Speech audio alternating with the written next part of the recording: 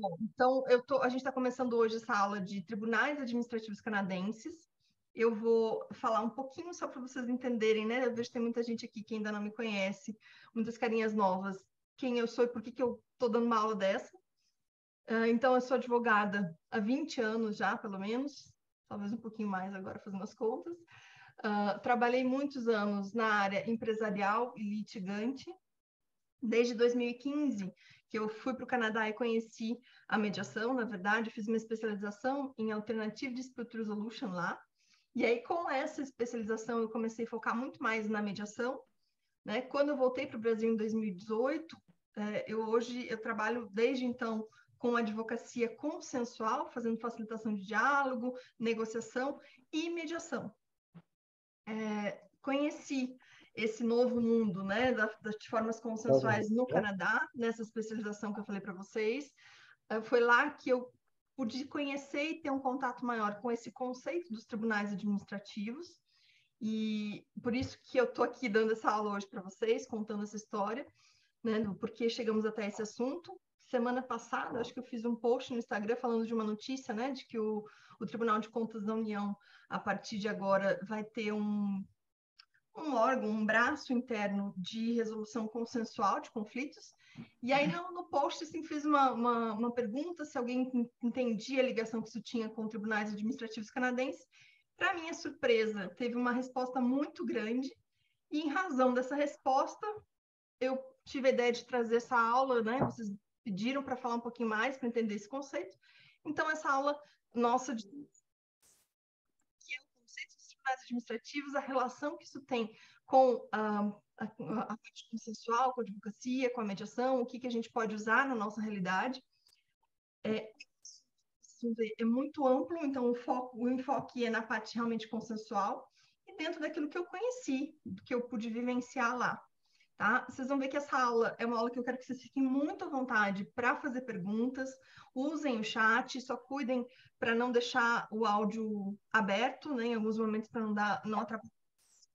Assim, fiquem muito à vontade para as perguntas. No final eu também abro para a gente conversar um pouco mais, quem quiser. E para poder entender um pouquinho mais desse mundo, vocês vão ver o quanto isso tem relação com o que a gente pode trazer para a resolução consensual de conflitos. Em primeiro lugar, sempre que eu falo que eu fiz mediação no Canadá, as pessoas têm uma curiosidade natural, porque eu acho que eu posso afirmar isso com muita tranquilidade, de que o Canadá é um dos países mais colaborativos que eu já vi, e assim, pelo um consenso de muitas pessoas que falam, têm a mesma sensação. Eles, primeiro, eu, assim, dando o meu depoimento pessoal, eu acho que isso se deve a 4 coisas, que foram coisas que me chamaram muito atenção. Primeiro, o fato deles terem uma intenção, uma vontade muito grande de popular o país, eles são muito abertos, né? Eles são muito preocupados em cada vez mais trazer pessoas, e é um país formado por diversas etnias. Então, essas etnias, essas culturas diferentes que estão ali naquele mesmo local, no caso eu morei em Toronto especificamente, é muito multicultural. É muito normal você ouvir línguas né, outras línguas no metrô, na rua, né, encontrar pessoas de várias nacionalidades, e acho que eles tiveram que criar uma forma, né, de atrair as pessoas e também de que essas pessoas se sentissem em casa. Então, culturalmente, há uma postura de colaboração muito grande. Mas eu não acho que se deva só a isso, né? Para mim, tem 3 outros fatores que são importantes pelo que eu vivenciei lá. Primeiro, que, como a maioria dos países desenvolvidos, o aporte inicial para você entrar com o processo judicial é alto. Não é que nem a gente, assim, que tem juizado e ainda assim, né, razoavelmente mais em conta. Acaba que, ao longo prazo, um processo judicial tem um custo muito mais elevado do que uma mediação, mas como muitas vezes o aporte inicial não é tão alto, faz com que muitas pessoas ainda primem pela essa cultura do litígio. E lá não. Além de ser culturalmente muito, assim, para eles é quase que não deu certo de nenhuma outra forma, então aí sim vai para o judiciário, o fato de ser mais caro também é algo que o custo do serviço é caro, então o honorário do advogado é caro, né? Mão de obra nesses países são muito mais altas, então realmente é algo que as pessoas repensam bastante.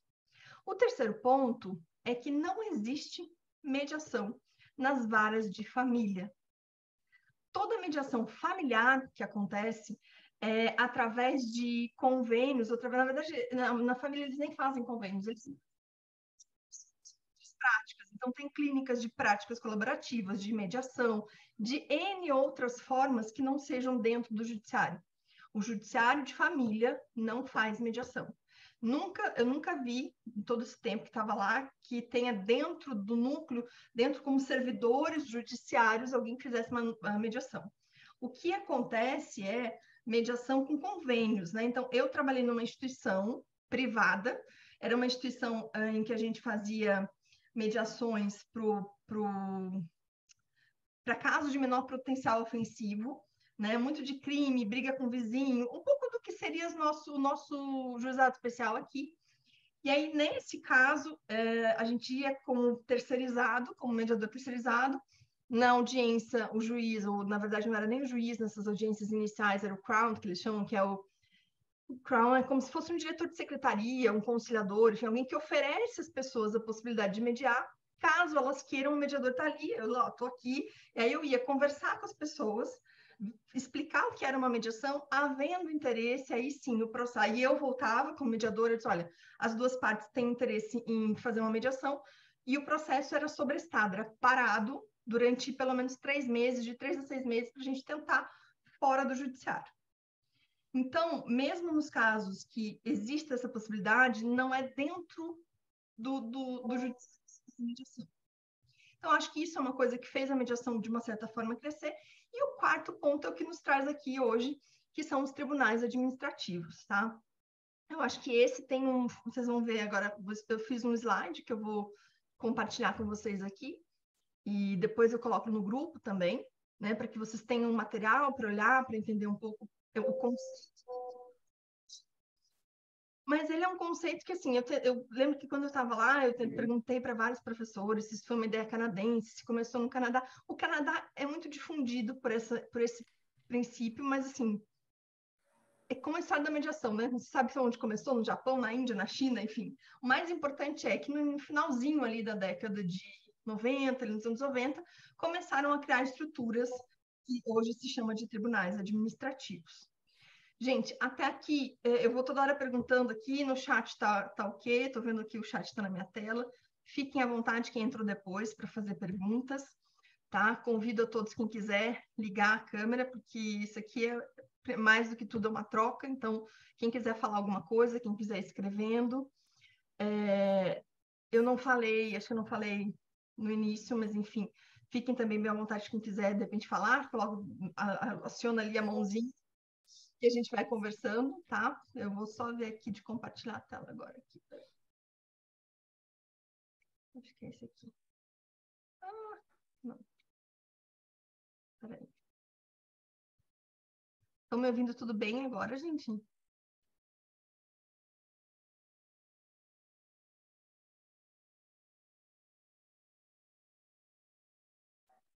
chat está ok. Peraí, tem gente esperando na sala de espera. Bom, eu vou disponibilizar depois esse material para vocês. Então, para explicar um pouquinho a ideia dos tribunais administrativos canadenses. Deixa eu ver se vai passar aqui. Passou a tela para vocês? Está no slide vermelho já? Só me deem um joinha para mim saber. Tá. Tá bom. No chat também, estou só acompanhando aqui, tá? Bom, o que são os tribunais administrativos canadenses? Então, são órgãos do executivo. Eu sei que o nome tribunal a gente já liga imediatamente para o judiciário, mas no judiciário inglês eles chamam de corte, né? De corte. Então, não é tribunal no sentido que a gente conhece de tribunal judicial. Cristina, fica à vontade, tá? A gravação eu vou colocar no grupo depois. Depois que eu subir, a minha ideia é subir no YouTube, e aí coloco o link para vocês ali no grupo. Bom, são órgãos, então, como esse conceito que eu estou trazendo, são órgãos do executivo, eles não são do judiciário, chamados de tribunals, boards ou commissions, né? Tribunais, juntas ou comitê, criados por lei com a finalidade de resolver disputas sobre direitos, privilégios, deveres, com um propósito específico, definidos na lei que cria. Então, eles são muito amplos no sentido de é um conceito muito geral que cabe para tudo, o tribunal administrativo. Só que, na verdade, o que a gente precisa entender é que o tribunal, ele, além da função que a gente está trazendo hoje aqui, de resolução de conflito, eles podem ser para investigar, para regular, para processar, para aconselhar, para definir políticas públicas. Então, é como se fosse uma agência reguladora, né? São várias questões, uma Anatel da vida, digamos assim. E eles têm isso tão forte, gente, que a quantidade de tribunais, nem eles às vezes definem. Por exemplo, se vocês olharem num site hoje, eu sei que no federal tem 11, no estado de Ontário acho que tem 14, 15, mas eles têm vários braços, eu vou explicar isso mais adiante, assim, vários subtribunais, digamos assim.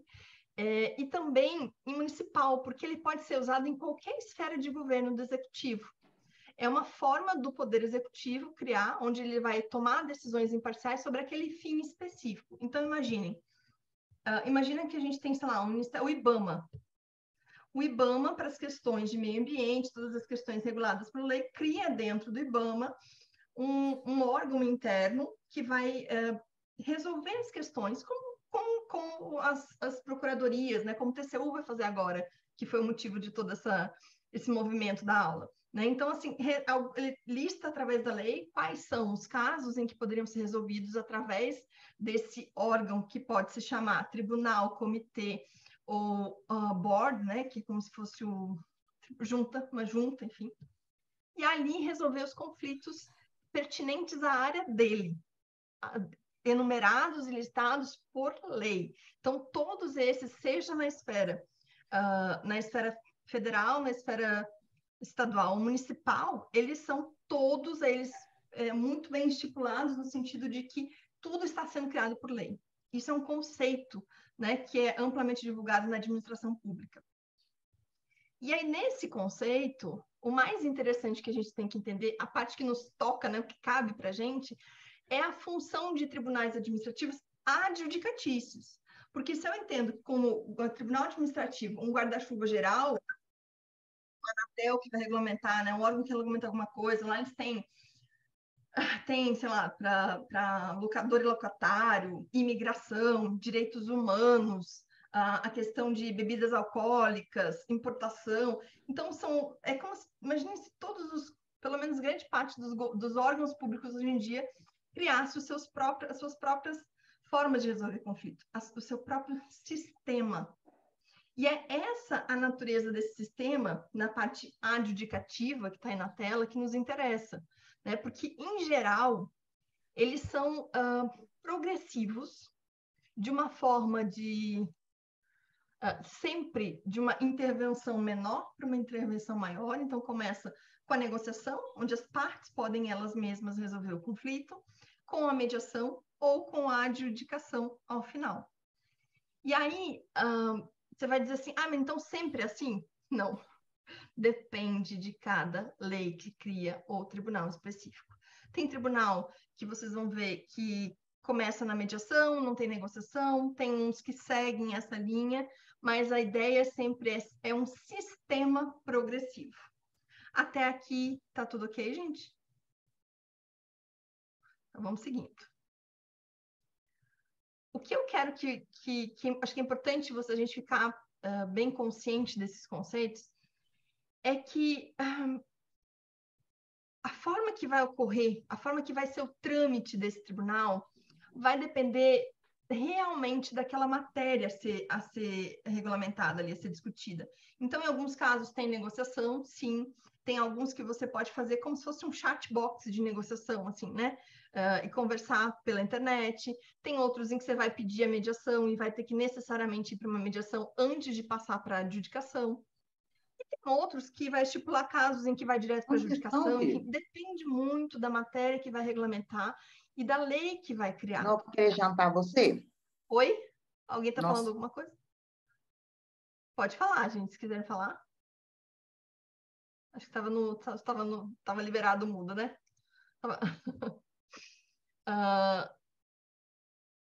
E por que esse conceito que é simples, se a gente for pensar, é a nossa justiça multiportas, né?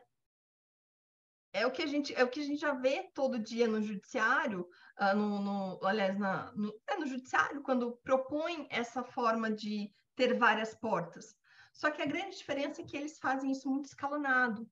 E aí, quando eu falo que vai variar cada tribunal, porque assim, não adianta passar aqui um conceito para vocês, todo tribunal administrativo é assim. Não, cada um você tem que olhar a lei dele, tanto que existem, por exemplo, advogados que são especialistas em mediação, em casos de adjudicação no Human Rights Tribunal, por exemplo.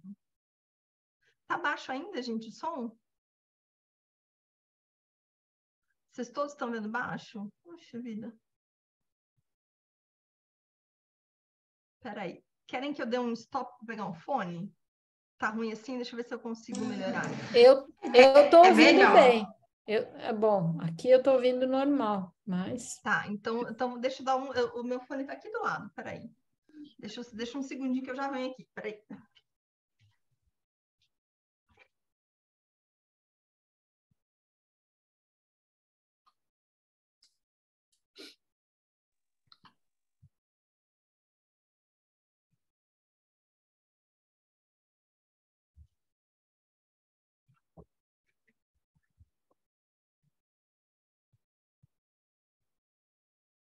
Tem que ficar bom para a gente conseguir ouvir todo mundo, né? Senão...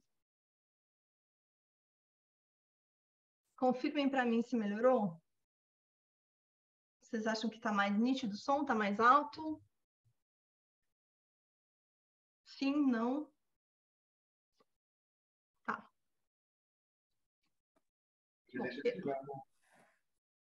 Tá ótimo, Jaqueline. Tá. Então vamos seguir. Bom, gente, até aqui vocês estão captando, é um conceito muito simples se a gente for pensar dentro de várias coisas da mediação, quem é mediador, quem é advogado consensual talvez consiga entender, mas apesar de ser simples, ele é a raiz para a gente chegar no design de sistema de disputas, né? Eu até falei esses dias, é a gente enxergar esse design numa engenharia reversa. A gente está começando pelo final, né? Como é a montagem desse tribunal, que ele está aqui, eu mostrei no slide anterior. Gente, cuidado com os microfones, tá? Só para não atrapalhar um pouquinho os outros colegas. Então, a ideia é sempre essa progressão, ter mais de uma opção. E aí, por que eu falo para vocês, que eu estava falando antes, que a gente não tem como definir, é sempre assim, é sempre a mediação tal, porque vai depender da especialidade. E aí, muitas vezes, a mediação, o tipo de mediação que esses tribunais, que são nada mais, nada menos do que braços do governo, que estipulam dentro desse governo formas de resolução nas questões que eles são pertinentes, né? E aí pode ser uma mediação no estilo facilitativa, pode ser uma avaliativa, pode ser shuttle mediation. Não sei se todos vocês estão familiarizados com esses conceitos, mas assim, a facilitativa vai muito, que é um estilo de mediação mais baseado nos princípios da escola de Harvard, né? A avaliativa, por exemplo, eles têm eu esqueci o nome agora, assim, mas é como se fosse o Tribunal Administrativo para Trabalhadores, né? É como se fosse a nossa Justiça do Trabalho. Existe a Justiça do Trabalho, tá? Mas existe, nesse caso, um Tribunal Administrativo para casos de empregado e empregador. Nesse tribunal, o tipo de mediação que eles utilizam é uma avaliativa tipo shuttle mediation, a portas fechadas. Então, o que é? Ficam duas salas, uma tal empregador, outra tal empregado, e o mediador faz essa função de transitar simultaneamente, não são dias separados, tá? Simultaneamente entre uma sala e outra. É agendado de um dia específico, então vai lá, fica o pessoal uma parte numa sala, outra parte na outra. E o mediador, ele tem uma função que é quase avaliativa, porque ele faz um cheque de realidade com cada parte com muito mais persuasão, porque é alguém que conhece muito profundamente sobre a legislação do empregado-empregador canadense. Então, ele chega lá e consegue fazer isso de uma forma mais eficaz para aquele tipo de caso. Né? Tem outras situações que são facilitativas. Eu não conheci, mas eu acredito que existam também mediação transformativa. Para quem não é mediador, se quiser, gente, se tiver alguma palavra que vocês não estão entendendo, que não for mediador, advogado, tiver muito juridiquês, pergunta ali o que é, tá? Fiquem bem à vontade, porque a gente acaba falando coisas que talvez não seja do dia a dia, então podem me perguntar sem problema nenhum.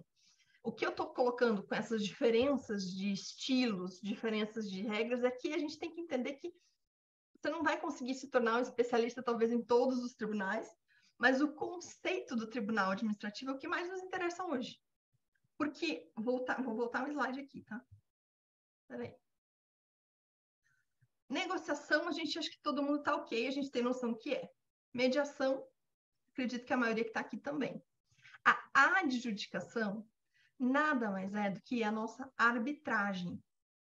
Mas eles são chamados de adjudicadores porque são pessoas na função pública, né? Eles têm uma função pública que vão dar ali uma decisão como numa arbitragem, dando uma decisão com poder vinculante, decisivo. E aí, assim, é muito similar à legislação de arbitragem, ela é respeitada pelo Poder Judiciário. Eu tive em eu assisti algumas audiências que lá eles não chamam de mediação, eles chamam de settlement conference, que é como se fosse a mediação judicial, dentro de um juizado especial. E aí, num dos casos que eu pude ver, era um caso que vinha já de uma decisão de um desses tribunais. Aí, quando quem faz é um juiz, mas ele faz na postura diferente, não é o mesmo juiz que julga, né? Ele é um juiz que só faz essas audiências de settlement conference, que seria similar à nossa conciliação, vamos pensar assim. Então, seria o que essa nossa conciliação aqui, o juiz já fez uma triagem e viu que já tinha uma decisão do tribunal, a pessoa estava ali só porque ela queria mudar aquela decisão, ele de pronto já disse, não, nem esse processo nem vai para frente. Então, é muito respeitado. Como a lei da arbitragem, né, tem sido cada vez mais. A gente tem algumas decisões ainda contrariando isso um pouco, mas, em geral, é essa a proposta. Até o que, ok, gente? Esses tribunais, que podem ter inúmeras funções, eles podem fazer várias coisas, mas no foco que nos interessa de adjudicativos, eles são adjudicativos porque eles vão emitir uma decisão. Se você não conseguir negociar, aí você tem a chance de mediar. Se você não conseguiu mediar a questão, vai para um trio, geralmente um trio de adjudicadores, de pessoas, são os árbitros, né? Serão os nossos árbitros aqui da arbitragem, que vão decidir a questão. E aí, essa decisão, ela ocorre de uma forma muito similar à arbitragem, um pouco também do judiciário nosso aqui, que eles chamam de hearings. Acho que eu até coloquei, deixa eu ver se aqui, ó. Se terá, exatamente, sobre as particularidades de cada dos hearings, que são as audiências para ouvir as partes. É quase como as nossas audiências de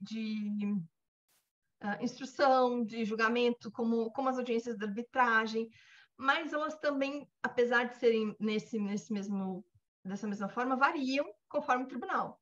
Tem algumas matérias em que não é necessário tanta prova, então eles criam ritos mais simples.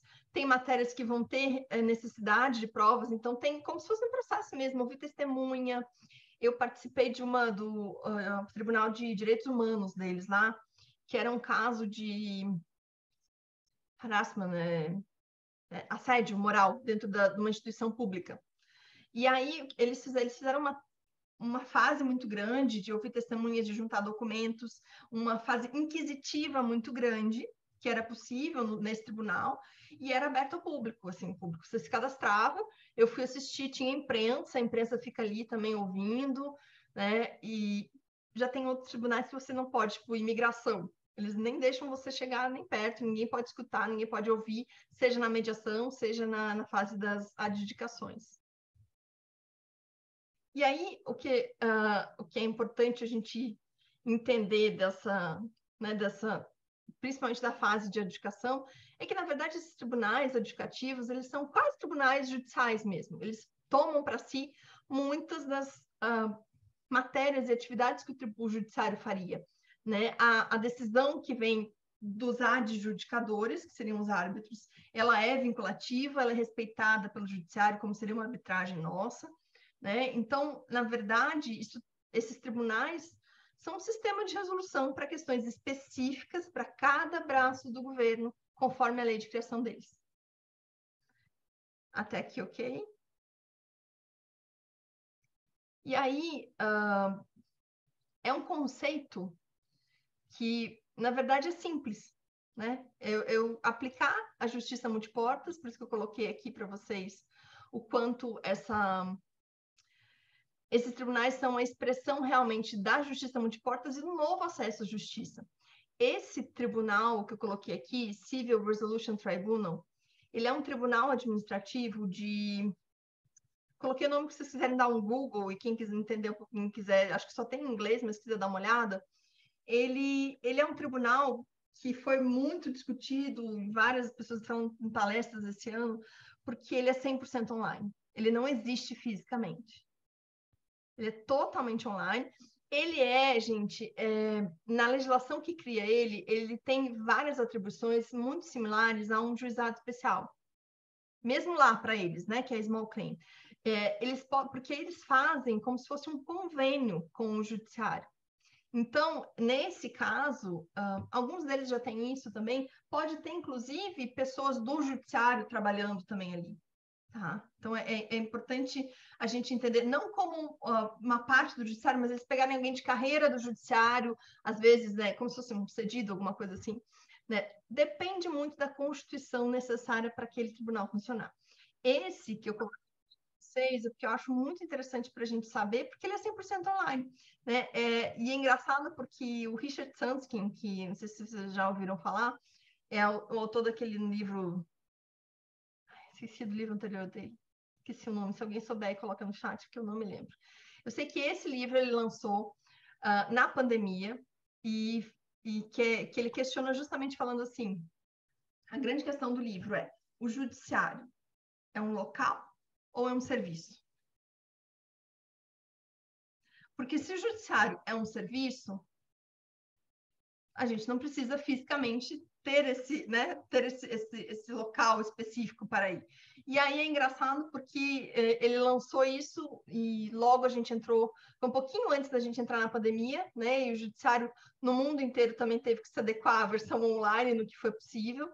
Então, acho que ele teve uma tremenda sorte porque só fez corroborar ainda mais, né, a tese que ele estava trazendo com esse livro. E esse tribunal é um claro exemplo disso. Quem quiser depois dar uma navegada, coloca no Google. Ali tem inúmeros caminhos que ele já vai te dar. Quando você quer entrar com uma reclamação, quando você recebe uma reclamação, como agir, como conversar com as partes. Então, geralmente, eles disponibilizam esse diálogo, que seria uma negociação. Não sendo possível, aí você marca uma mediação, e aí, não podendo a mediação, não resolvendo, vai para a adjudicação. Tá?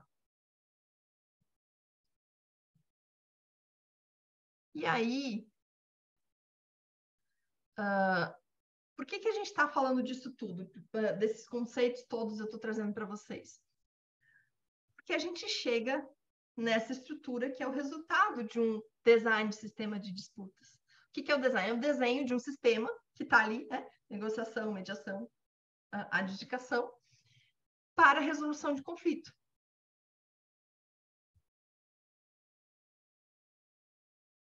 Não tem problema, gente, fiquem à vontade. Fiquem à vontade para quem precisar sair, tá? Podem ficar à vontade com isso. E aí, em que casos? A grande questão é como eu chego nessa estrutura progressiva que vai sempre do menor para o maior através de uma metodologia onde se cria um sistema com procedimentos de gerenciamento de conflito personalizado para empresas, entidades ou situações específicas, no caso de tragédias, com vista sempre em prevenir e resolver conflito.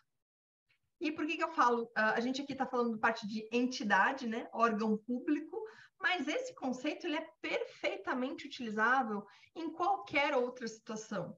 Né? Tanto que hoje a gente tem, para vários casos de indenização, a gente tem o tragédia, né? O voo da Gol, Brumadinho, né? O Diego Falé, que é um grande expoente que trouxe... Gente, cuidado com a áudio, tá? lembrar vocês. Deixa eu ver aqui se eu consigo. Eu não estou conseguindo ver, mas fiquem só atentos. Não atrapalhar os demais. E aí, essa mesma metodologia de pensar, bom, alguns conflitos se resolvem na negociação, na mediação, ou através de um poder maior, uma força maior, se aplica, então, no órgão público, que a gente está vendo aqui, numa empresa privada e em caso de tragédia. Porque, claro que vai ter um grande... Alguém quer falar alguma coisa, gente? Só cuidado com os áudios, cuidado com o áudio. E aí, essa metodologia, quero passar aqui para vocês adiante. Essa metodologia, claro que o que a gente precisa é ter uma flexibilidade de entender a adaptação que é necessário ser feita, né? Quando se cria isso dentro de um tribunal, você está ali e vai olhar, claro que existem etapas de como fazer isso, mas a grosso modo, porque quando a gente entende a visão geral fica mais fácil, clareia, né? Fica mais nítido as etapas do processo, é entender cada tribunal desse, que tipo de conflito é recorrente, que tipo de problema as pessoas têm. Né? A gente olha para o que o cliente está precisando e, com base nisso, se chega a essa estrutura de como vai ser o tipo de mediação, como vai ser, se vai ter negociação ou não antes. E é a mesma coisa que eu posso aplicar. Seja, claro que quando a gente fala de, por exemplo, pegar uma tragédia, você vai ter que fazer todo um processo de classificar os conflitos, de entender os graus de indenização, é muito complexo. Mas, a grosso modo, eu consigo trazer isso para qualquer situação e até para o dia a dia de uma empresa. Como é que eu mapeio, sei lá, uma empresa mais simples que seja, que eu possa mapear que conflitos recorrentes ela tem, que forma a gente pode evitar, como eu faço a organização toda contratual, de forma em que se use primeiro sempre a mediação, para que não haja nenhuma surpresa, né, de ter alguma de outra forma, que a gente seja uma forma de blindar um pouco mais. E você vai construindo a forma de resolver conflitos do teu cliente, como é que eu resolvo, né? A gente tem várias questões nesse momento em que o design de sistema de disputas, esse arranjo que a gente fez ali escalonado, vai ser cada vez mais necessário. Agora a gente está com a Lei Geral de Proteção de Dados, não sei se vocês acompanham isso, mas, se não me engano, ontem ou hoje saiu as normas que agora faltavam, na verdade, a regulamentação que faltava para começar o enforcement da Agência Nacional aplicar as multas. E as multas da Lei Geral de Proteção de Dados, elas já são, inclusive, a própria lei já orienta que se use a mediação. Só que, assim, se eu tenho uma empresa, geralmente os prazos são bem curtos, pelo que a gente já viu ali na lei, em que eu preciso prevenir, eu vou ter que ter uma rapidez de resposta para o cliente. Se essa empresa tiver uma rapidez de organização interna para resolver suas questões, ela vai estar muito mais protegida, vai conseguir garantir uma adequação mais fácil a essa legislação ou a qualquer outra, né? E vai ter já como é que eu posso dizer assim, uma rapidez de resposta para o cliente muito maior. E eu acredito que para muitos de vocês isso nem seja uma grande surpresa, mas assim, esse desenho de chegar numa resolução foi, por exemplo, a gente está falando aqui dos tribunais administrativos com o conceito da parte de órgão público, né? Mas quando a gente traz isso também para o conceito de empresa, foi o que aconteceu com o eBay e com o Mercado Livre. Aline, você quer falar? Pode ficar à vontade, abre teu áudio. Olá, boa noite a todos. Desculpa, não consegui mostrar a minha câmera, que ela está com um probleminha, não consigo abrir aqui para todo mundo. Eu sou de Aracaju, sou mediadora também, sou certificada, sou advogada também, e sou certificada do ICFML. Só assim, né, fazendo uma breve explanação, assim, eu tenho uma dúvida, porque, inclusive, eu escrevi um artigo sobre ODR, né, Online Dispute Resolution, e uma dúvida que eu tive, que você falou sobre a Lei de Proteção de Dados, e foi bem a calhar, assim, foi bem, assim, certeira na minha dúvida, sobre essa questão de a proteção de dados no sistema online, como é que fica a confidencialidade nesses casos? Como que a gente poderia proteger melhor e respeitar mais a confidencialidade, né, no ambiente online? você puder trazer mais uma discussão sobre o tema, e desculpa Tá. interromper. Não, Obrigada. eu vou fazer o seguinte, eu vou só terminar essa explicação da origem aqui para a gente conseguir entender, e aí eu já te respondo a pergunta, tá? Segura aí um minuto. Bom, só para vocês entenderem o quanto esse desenho de sistemas de disputas gera principalmente o foco dele é uma rapidez de resposta, né, e uma forma de resolução adequada para aquele caso específico. E aí, já entrando um pouco no que a Aline falou, né, que a gente está começando aqui fala do eBay, de Mercado Livre, eu estou falando de serviços onde há vendas online.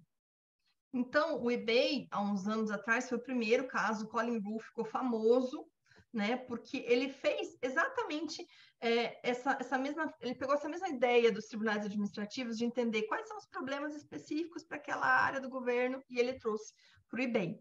O eBay tinha um passivo trabalhista imenso, não lembro agora em números, até tenho esses dados numa outra apresentação, mas eu não vou me lembrar. E aí o que acontece é que eles começaram a perceber, poxa, uma plataforma de venda online, rápida, né, que as pessoas compram porque estão no conforto de casa, e aí todos os conflitos vão para o judiciário em diversos cantos do mundo. Olha a salada que isso dava. E aí, o que o Colin Roo faz? Bom, chegou lá na empresa, começa a ver pegou dados, estatísticas para ver quais são os problemas mais frequentes que o eBay tinha. Fornecedor que oferecia o produto e não cumpria, mercadoria que chegava errada por conta de, sei lá, né, de péssima entrega, enfim, ele foi categorizando. E aí ele cria essa sistemática que a gente viu ali para o órgão público dos tribunais canadenses dentro do eBay, que é uma empresa privada. E ele vai vendo, bom, nesse sentido aqui, eu posso permitir criar um chat box para que as pessoas negociem entre o fornecedor e o comprador. Não havendo como, eu posso, então, chamar um terceiro que vai ser um mediador. Não se resolveu, chama alguém para decidir. E assim o eBay foi o primeiro caso no mundo de empresa de ODR, tanto na mediação quanto na arbitragem. E aí, um pouco tempo depois, aqui no Brasil, com o Mercado Livre, o Ricardo Dalmaso faz uma coisa muito parecida, pegando todos esses conflitos que tinham no Mercado Livre, e ele consegue reduzir para 1% o índice de judicialização do Mercado Livre. Então, essas plataformas acabam criando esse chatbox interno, fazendo esse mesmo esquema de negociação e mediação como um tribunal administrativo. E aí, respondendo agora a pergunta da Aline, na verdade, essa questão que a gente está vivenciando hoje de Lei Geral de Proteção de Dados é uma questão recente, né? Porque a gente veio numa constância de criar o movimento online, de criar o ODR, de ter a inteligência artificial cada dia mais entrando em áreas que a gente não consegue ter controle, porque hoje em dia você não consegue mais dizer que eu não uso uma inteligência artificial, a não ser que você saia das redes sociais. Né? Não tem mais outra forma. E aí vem um movimento no mundo de Lei Geral de Proteção de Dados em vários países, onde a lei geral começa a ser aplicada e as pessoas começam a ficar mais atentas ao direito que elas têm de, poxa, essa empresa aí tem muitos dados meus, o que ela faz? E por que é a preocupação, gente? Hoje em dia, a maior moeda no mercado é a informação, é o data, né? São os dados nossos. Que o eBay, o Mercado Livre, um iFood, que é um caso já bem que todo mundo fala nessa área, que vende os seus dados, as suas informações, porque todo mundo usa essas plataformas.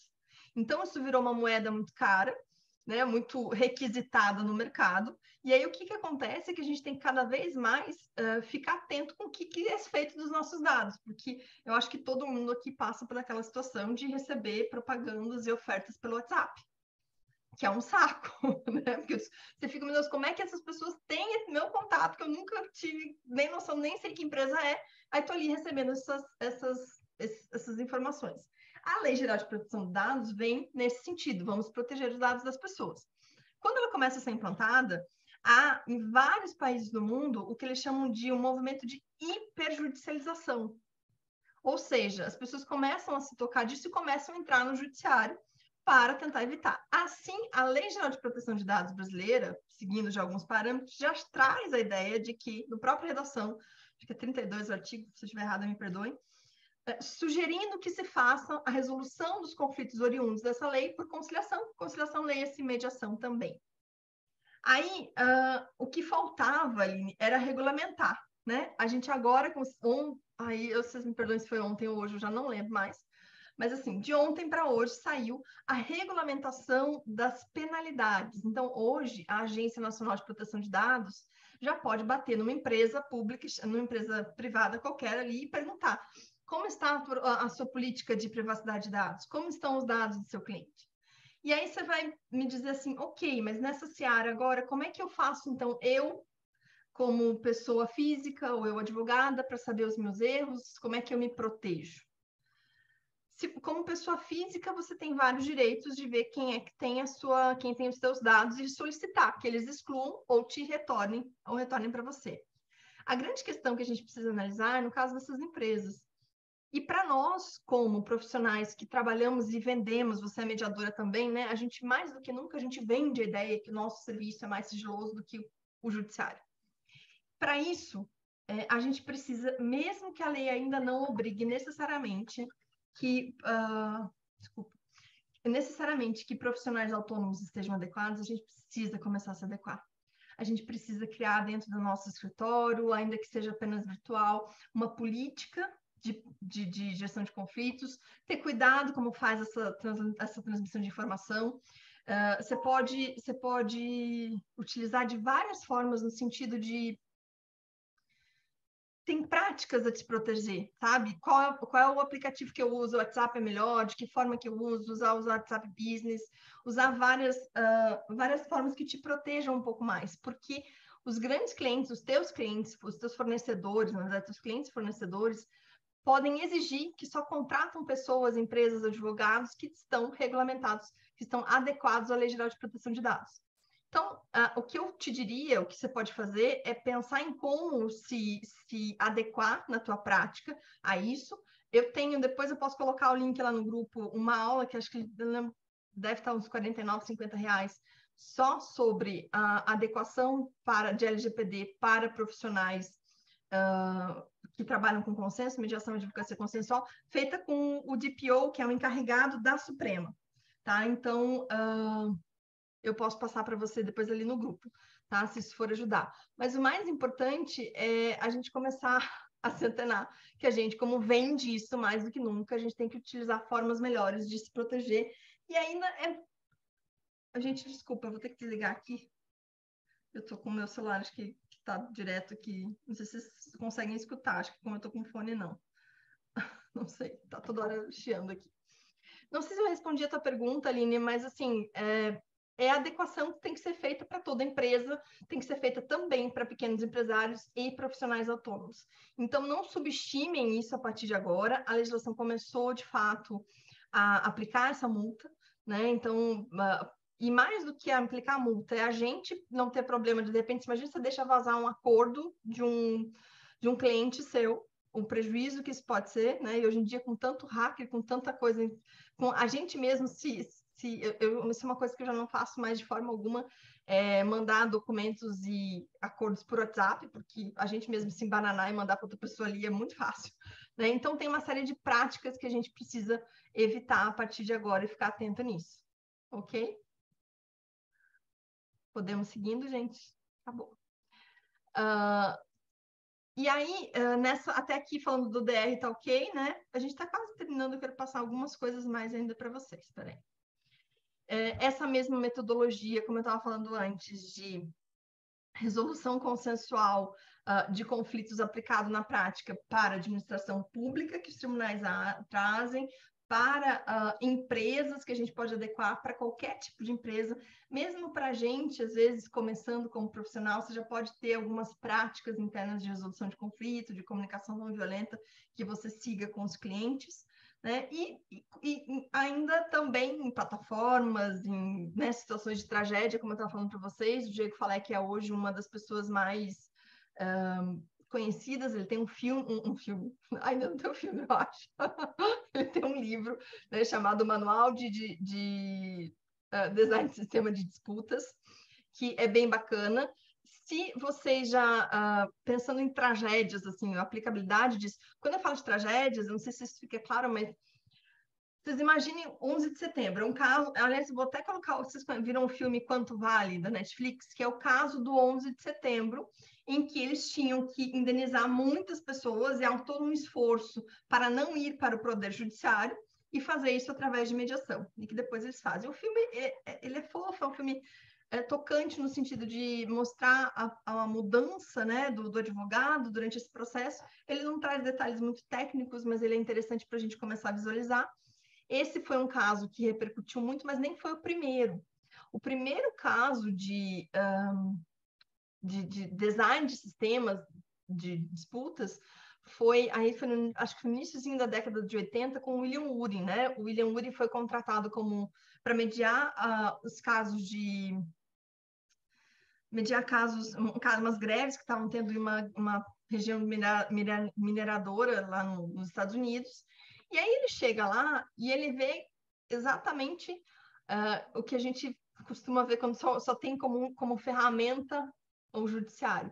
Todo mundo, para todos os problemas, se usava a mesma força. Então, eles não, aqui tem coisas que poderiam ser resolvidas dentro da empresa, tem coisas que poderiam, nessa lógica dos tribunais, né? Do menor para maior força. E aí, com isso, ele cria ali, consegue resolver vários problemas e cria um sistema para essa empresa, para que elas possam resolver de forma escalonada, né? E surge a primeira ideia de resolução de conflito, muito inspirado também por Frank Sander, né? Que foi o pai da justiça multiportas, que trouxe essa ideia. Então, todos eles eram de Harvard, né? O Diego Falek, quando o Diego estudou em Harvard, esse livro dele é a tese de mestrado, acho que da LLM dele, né? Que o Frank Sander foi como se diz, o orientador dele. Então, é bem interessante porque ele traz as etapas, quem não conhece é bacana. Mas, assim, eu sei que, às vezes, quando a gente fala de DSD, primeiro que é uma ideia eu acho muito encantadora, mas eu vejo muita gente que, meu Deus, que coisa difícil. Não, não é. É um sistema muito simples de você olhar para o teu cliente e ver quais são os problemas dele e usar as ferramentas possíveis, né? Muitas vezes, treinar o RH já resolve muito problema. Treinar o jurídico interno de uma empresa para resolver questões que eles possam resolver eles mesmos, sem precisar judicializar tudo, né? Então, na verdade, é uma sistemática para quem já tem conhecimento de mediação, de resolução de conflito, simples, de uma certa forma, onde você consegue começar a implementar as coisas de uma forma gradativa. Gente, até aqui, tá tudo ok? Dúvidas a respeito? Podemos seguir? Essa é a estrutura que eu queria passar para vocês e que vocês entendessem, né, o quanto isso é aplicável também em empresas, em casos de situações de tragédia. Não vou entrar aqui nas etapas do DSD, porque isso varia um pouco, né? Depende muito da situação, vai depender da natureza também da empresa, das necessidades, para a gente não se entrar muito nisso. O que para mim me ajudou muito, e por isso que eu quis trazer, quando a gente começou esse debate ali no Instagram, é que quando você enxerga essa estrutura funcionando, né, você consegue entender para onde você tem que ir. Então, quando você entende que pode ser feito de uma forma escalonada, mesmo dentro de uma empresa, onde eu posso ter aquela equipe que vai saber negociar os contratos melhores, de repente eu tenho ali no setor jurídico alguém que é mais negociador, aí eu posso pegar e estipular alguns casos em que, havendo conflitos nessa natureza, eu vou clausular os contratos da empresa e mandar para uma câmara. Então, eu já coloco ali a câmara de mediação, aonde ela vai ser, ou então nomear um mediador externo para resolver, e já ter essa figura que possa vir fazer a resolução quando ocorrer, e, em último caso, o judiciário. Então, essa basicamente é a estrutura de um DSD. E aí eu quis trazer, para a gente finalizar, porque eu acho bem importante essa comparação, né, da realidade do que os canadenses enxergam nesses tribunais administrativos, que a gente possa trazer para a nossa realidade. E eu vejo que, assim, muitos dessa comparação que eles fazem, né, o que é melhor, os tribunais adjudicativos e não o poder judiciário, são coisas que vocês vão ver aqui bem similares ao que a gente fala, às vezes, de benefícios da mediação. Primeiro, para ele, e assim, esses dois próximos slides, eles são slides de uma professora minha que deu aula de tribunal, quando ela foi explicar o que era exatamente. Eu estou trazendo para vocês para a gente poder ver a visão deles sobre tribunais administrativos.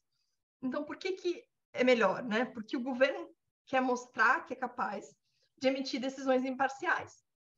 Porque todos os membros desse tribunal, mediador, adjudicador, que seria o árbitro, alguns têm como se fosse um concurso público, mas assim, as cabeças, os adjudicadores, o responsável, são cargos de comissão, são nomeados para isso.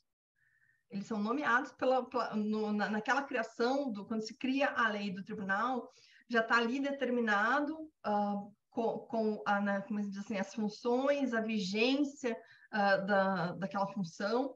E aí, a ideia deles é, com esses braços do governo, mostrar que o governo também é capaz de emitir decisões imparciais, né? Que não necessariamente... Então, eles colocam já qualificações de como tem que ser, como vai ser o coordenador-chefe, o que o árbitro tem que responder, enfim. Além disso, mostrar que aquele assunto é importante, né? É tão importante que o poder público não deixou aleatório ir para o judiciário, ele mesmo criou uma forma de resolver o conflito. Distanciar o governo das decisões impopulares, né? Ou seja, ele, em vez das questões irem para o judiciário e virarem um amplo debate, é uma forma dele trazer para casa e ele mesmo resolver, né? Apesar de, como eu falei para vocês no início, tem muitos que têm acesso onde você pode assistir.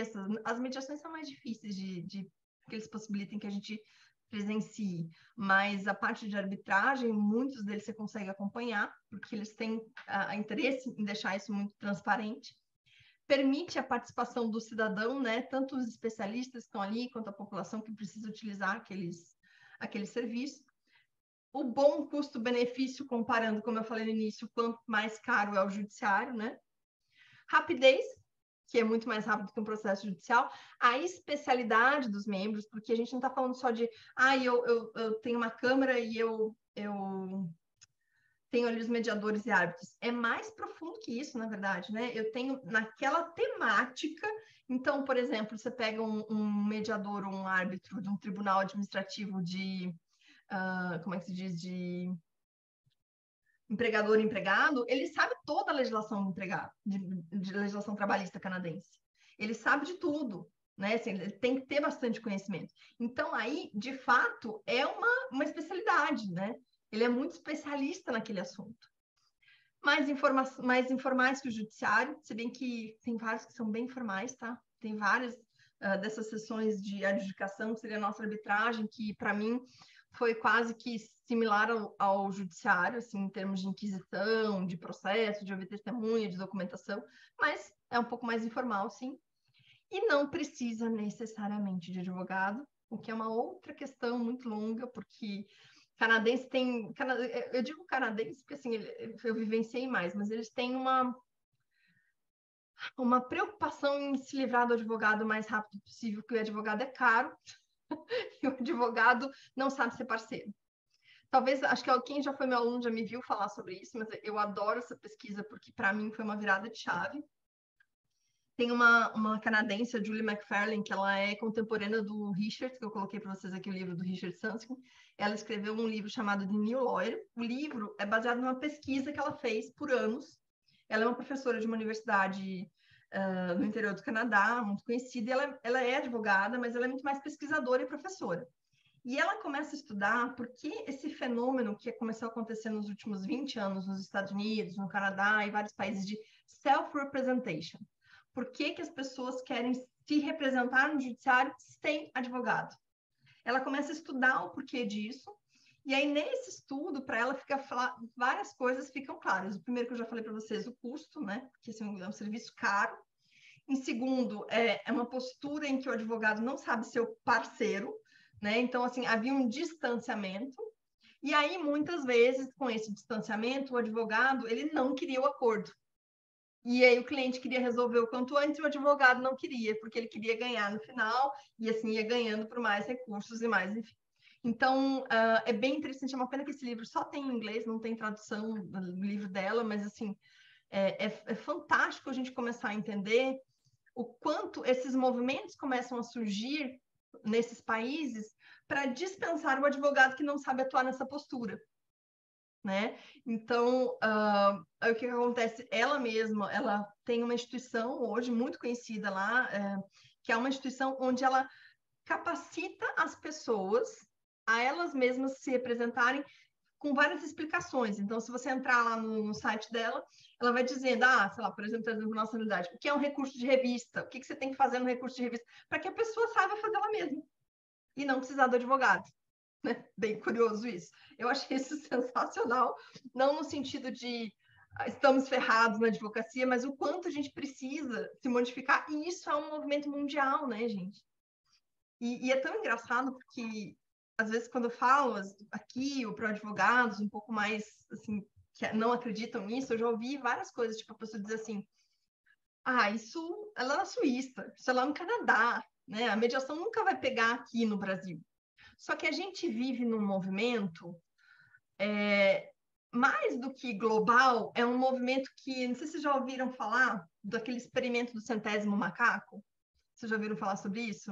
Eu estou estudando constelação familiar agora e eu aprendi recentemente, eu achei fantástico isso, porque explica porque eles fazem um estudo, rapidinho para vocês entenderem, com macacos em diversas ilhas, né? Então e elas não se conectam, tá? Eles não se viram, não se conhecem, só que eles viram que um macaquinho lá um dia tinha muita banana para comer. Ele descobre que se ele lavar a banana antes de comer, é mais gostoso do que comer com areia. E aí eles começam a perceber essa mudança de comportamento que ele vai fazendo. Quando ele vê a mãe, né, a mãe macaca ali, todo mundo começa a fazer também. E naquela ilha, eles aprendem instintivamente, porque um começou e os outros foram fazendo, que era mais interessante antes de pegar a banana, deve ser banana, nem lembro mais, mas assim, lavar na água corrente para poder comer, lavar no mar, onde tiver. Automaticamente, sem nunca terem se visto, sem nunca terem contato numa outra ilha, outros macacos que não tinham noção nenhuma começam a fazer a mesma coisa. E aí, a teoria do cientista é que depois de um tempo, né, depois que chega, por exemplo, no centésimo macaco que já está fazendo naquela primeira ilha, isso vai criando uma consciência global da espécie, em que a outra espécie, mesmo não tendo conhecimento, começa a fazer, aliás, a mesma espécie, mas distante, mesmo não tendo conhecimento assim, sem ter visto e sem saber, porque eles não tinham forma de comunicação, começa a repetir aquele padrão. Isso explica muito a questão da consciência sistêmica, né? Para quem é dessa área vai me entender. Mas a verdade é que isso se aplica a tudo, né? Se isso está sendo visto e falado lá no Canadá, você já tem livros, você já tem gente, ainda mais no mundo global que a gente vive, né? Isso cada vez mais fica mais latente, né? Eu sei que no Brasil a gente ainda tem muito que crescer nesse sentido, mas acho que não dá para negar o quanto também a mediação e a forma que as pessoas têm visto isso tudo já vem mudando bastante, né? Então, a gente precisa se adaptar. A verdade é essa. Claro que eu não acho que todo mundo vai ser, nem todo mundo nasceu para o consenso, como nem todo mundo nasceu para o litígio, mas a gente está num espaço cada vez mais crescente nessa área e isso precisa ser visto com outros olhos. Por isso que eu trago isso, porque é uma realidade distante, é um país que já faz anos-luz na nossa frente, né? Práticas consensuais, mas a partir do momento que eles começaram a fazer, para nós é mais fácil e mais rápido de adaptar aqui, porque a gente já tem um modelo, né? Ainda que a gente não visse o que eles estão fazendo, talvez fosse rápido por essa teoria, mas ainda mais hoje, com a internet, com tudo, então não tem muito para onde fugir, né? E para terminar, o que eles percebem de melhor nesses tribunais é que, além de necessariamente não precisar de advogado, é tudo muito mais adaptável à necessidade específica do que o público precisa. Então, um tipo de mediação que funciona numa área, então, de repente, sei lá, como eu dei o exemplo para vocês aqui do trabalhista, que usam muito mais a shuttle mediation, a mediação avaliativa, não é o ideal, talvez, para sei lá, um de imigração, né? Porque quando eu estou falando de um tribunal de locação locatário, eu tenho duas partes ali em conflito que eu vou tentar ajudar. Num tribunal de imigração, é o governo de um lado e as pessoas do outro. Então, o estilo de mediação não pode ser aquele. Né? O governo não vai dar uma mediação avaliativa para ele mesmo, porque aí já tem a adjudicação.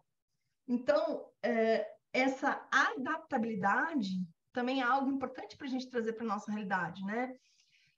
Eu acho, muitas vezes, o pessoal me pergunta muito isso sobre, o que se faz no judiciário é mediação?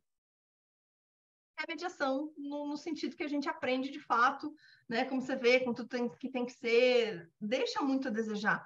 Mas é o que é possível, né? Dentro de uma estrutura dessa. É muito louvável. A gente aqui no Brasil tem uma trajetória muito diferente de outros países, né? O judiciário brasileiro tem para nós um papel fundamental em divulgar a resolução de consensual. Oi, Constança! Tá saindo a francesa. Até parece, né? Que eu não ia te ver aqui nem falar. Não tem problema. Vai ficar, depois eu coloco para vocês no YouTube. Já estou terminando aqui. Mas, assim, a ideia é trazer esse conceito, que é um conceito simples, quando a gente começa a entender que isso tem tudo a ver com justiça multiportas e que pode ser replicado em diversas formas, em diversas áreas, né? E a forma de fazer isso é olhar muito para o cliente, ver a necessidade específica, seja na empresa, às vezes tem empresas que têm problemas muito grandes de comunicação, conflitos, 99% dos conflitos são por comunicação, né? Seja comunicação errada, seja mal interpretação. Então, quando a gente começa a olhar o que o cliente precisa e você tem essa estrutura em mente de sempre dar mais autonomia, né? Uma das coisas que eu amo no desenho de sistema de disputas é porque ele dá autonomia para a empresa. Ele não torna a empresa dependente do mediador, dependente do advogado. Não, você vai criar uma estrutura interna em que eles mesmos vão conseguir resolver os conflitos do dia a dia e evitar que aqueles conflitos se repitam. E aí chamar o mediador, ou ir para o judiciário, ou ir para uma câmara de arbitragem, nos casos que realmente são necessários. Então, assim, é uma metodologia muito, muito interessante e muito eficaz, né, quando se tem isso em mente. E aí, com isso, assim, o que eu tinha planejado para a gente hoje é realmente trazer esses pontos, mas assim, eu estou aberta o que vocês quiserem perguntar, qualquer dúvida, né, sobre esse ou outros pontos que eu posso ajudar, fiquem à vontade. Eu acho que até para a gente ficar um pouco mais à vontade, eu vou parar a gravação e aí a gente vai conversando um pouquinho. Peraí. Pronto. Parei de gravar, nem vi, peraí.